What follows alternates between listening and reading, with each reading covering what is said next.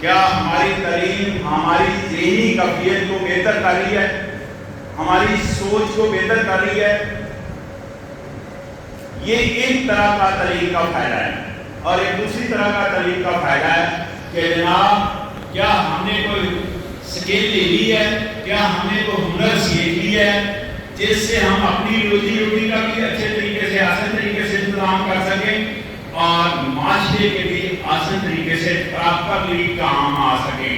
یہ بہت ضروری ہے۔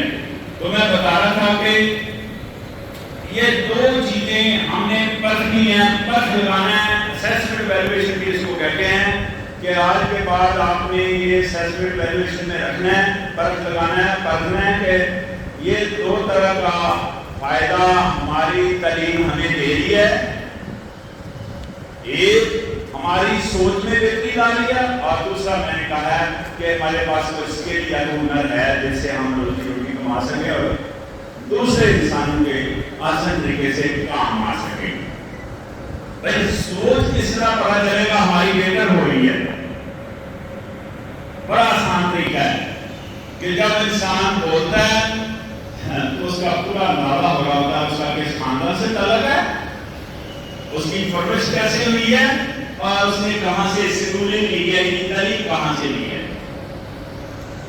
اس کے ساتھ ساتھ ہمارا لباس، ہمارا رہنا سہنا، ہمارا کھانا پینا، اس میں طور طریقے جو ہمارے وہ یہ چیز وعدہ کرتے ہیں کہ ہماری تعلیم نے ہماری ذہنی قابلیت کو بہتر کیا ہے۔ اب میں زیادہ زور دے رہا ہوں کہ سوچ پر، کہ ہماری جتنی اچھی سوچ ہوگی اتنی اچھی گفتگو ہوگی، اتنا اچھا رویہ ہوگا، اتنا اچھا معاشرہ ہوگا۔ کیوں؟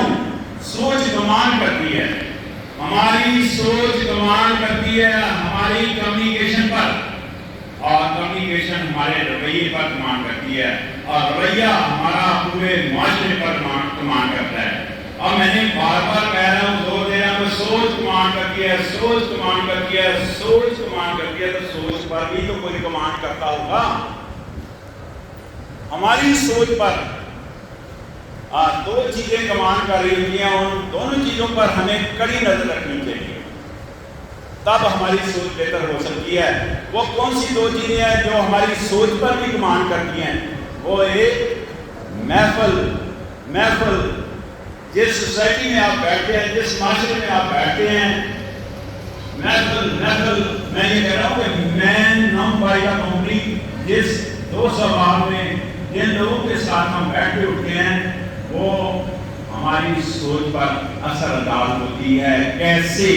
وہاں سے محفل سے جو انٹیک کرتے ہیں وہ ڈائریکٹ ہمارے کانوں کے ذریعے یا آنکھوں کے ذریعے ڈائریکٹ ہمارے دماغ کو ہٹ کرتے ہیں۔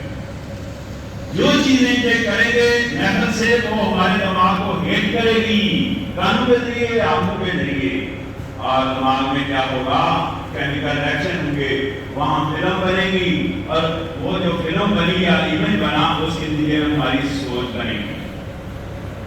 تو بہتر ہے اچھی محفل میں بیٹھیں، اچھے لوگوں کے پاس بیٹھیں، تاکہ جس کو کہتے ہیں نا اچھی صحبت میں بیٹھیں، تاکہ دوست بات بھی اچھے ہونے چاہیے، تاکہ اچھی باتیں ان کے کر سکیں۔ یہ لوگ بڑے بڑے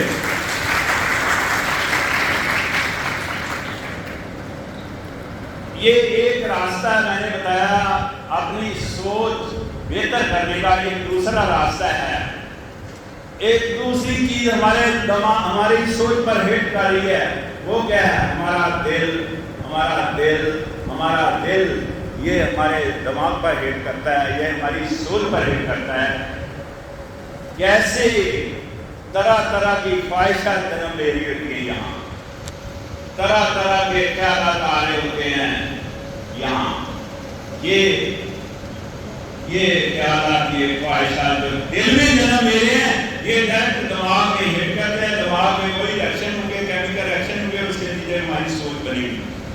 تو آپ دل میں خیالات، خواہشات سے جان چھڑانا چاہتے ہیں تو کیا کرنا چاہیے؟ ہمیں اپنے دل میں اللہ کا خوف پیدا کرنا چاہیے، اللہ تعالیٰ کا خوف پیدا کرنا چاہیے. اگر اللہ کا خوف انسان کے دل میں پیدا ہو تو انسان کے اندر عاجزی اور انکساری آ جاتی ہے, خواہشات سے اور طرح طرح کے خیالات سے جان چھوٹ جاتی ہے, عاجزی اور انکساری آ جاتی ہے. یہ اشار, یہ طرح طرح کی نفرتیں, یہ طرح طرح کے خیالات برے, یہ ساری چیزوں سے جان چھوٹ جاتی ہے. اللہ کا خوف پیدا کریں, اللہ کا خوف پیدا کریں, اللہ کا خوف پیدا کریں. اب اللہ کا خوف کیسے پیدا کیا جائے؟ بعض دفعہ جو دین کرنا اللہ کا ذکر بھی کرنے کو, تو اللہ کا خوف کیسے پیدا کیا جائے؟ اللہ کا خوف اس وقت پیدا ہوتا ہے جب ہم اپنے اوپر فرض لگاتے ہیں کہ ہم دوسروں سے کس طرح بہتر ہیں.